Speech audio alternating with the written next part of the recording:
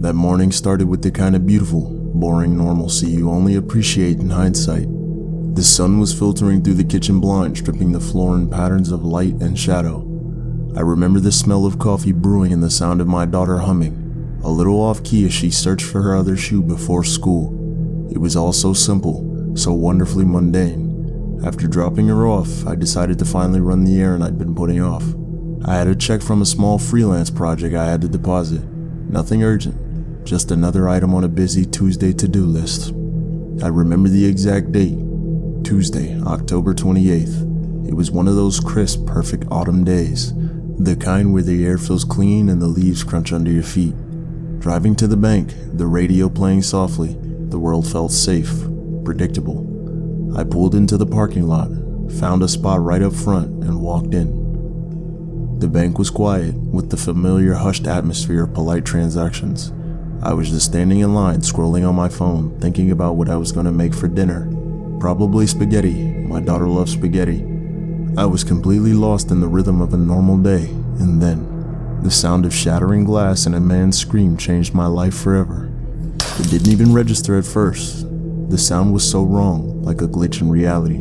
Then came the shouting. Two men dressed head to toe in black, their faces hidden by ski masks, just exploded through the front doors. One of them was holding a crowbar, the other had a dark, heavy-looking handgun. "Nobody move, everybody on the floor now." His voice was just pure gravel and rage. Time just seemed to warp. Those few seconds it took my brain to understand what he said felt like forever, but the act of dropping to the cold, tile floor was a total blur. My purse slid away, spilling everything, my lipstick, keys, a crumbled receipt, just little, insignificant pieces of my life that suddenly didn't feel like mine anymore. Lying there with my face pressed against the cold floor, my world just shrank to the sounds around me. The terrified whimpering of the older woman who'd been in front of me, the sharp metallic clicks of the teller drawers being yanked open, and the robbers' voices just cutting through the fear. "Faster! Put it in the bag, all of it."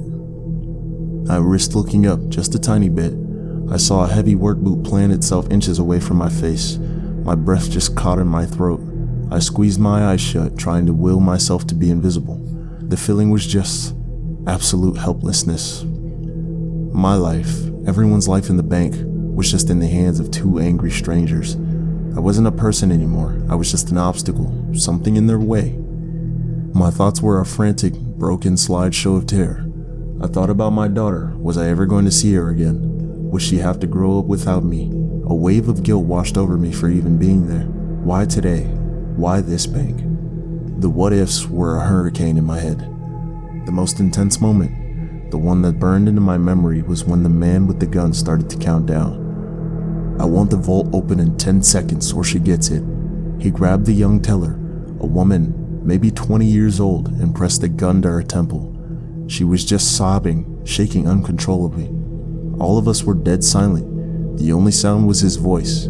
10, 9, 8. My heart was hammering against my ribs. I was sure I was going to die. I was sure we were all going to die. At the moment, I wasn't just afraid of death. I was terrified of the violence, the pain, the absolute, brutal unfairness of it. It was the dread so deep it felt like drowning. Then, just as fast as it started, it was over. A siren wailed somewhere in the distance. The men cursed, grabbed their bags, and ran out the door. For a long moment, nobody moved. We just lay there, a group of strangers tied together by this horrible event, listening to their footsteps fade away and the sirens get closer. The silence they left behind was somehow louder than all of their screaming. The police arriving was a blur of uniforms, flashing lights, and urgent questions. They moved us into the side room and gave us their scratchy blankets, but I couldn't stop shaking. I remember looking out the window and seeing the world just going on. Cars were driving by, people were walking their dogs. It felt like personal insult. How could everything keep going when my world had just been completely shattered? In those first few hours, this weird numbness took over. It's a defense mechanism, I guess. My brain was trying to shield me from how huge it all was. I gave my statement to an officer, but my voice sounded like it belonged to someone else. My memory of it all was like a broken mirror, just sharp, terrifying pieces, but no whole picture. When I finally got home, I hugged my daughter so tight she told me I was squishing her. I tried so hard to act normal, but the mask of normalcy felt like it weighed 1,000 pounds. I didn't sleep at all that night. Every creak the house made, every car that drove by sent a jolt of pure adrenaline through me. I was just reliving the robbery over and over, the sound of the glass shattering echoing in my ear. The robbery is a part of my story. The scar is there, and it's always going to be. It reminds me of what I lost, but it also reminds me of a strength I never knew I had. It taught me that healing isn't about forgetting. It's about weaving the experience into who you are without letting it define you. It's about understanding that you can be both wounded and whole at the same time. My life is different now, but it's not less. In some ways, it's more. It's more intentional, more grateful, and more compassionate. I survived. And in surviving, I learned what it means to truly live. If you're watching this and you've been through something traumatic, please know you're not alone. Your feelings are valid. What you're going through is a normal reaction to a completely abnormal event. Healing is possible, but you don't have to do it alone. Please think about reaching out to a therapist, a support group, a friend. Talking about it really is the first step out of silence. And if you feel uncomfortable, feel free to share a part of your own story of resilience in the comments. Let's create a space where we can support each other. And thank you for listening.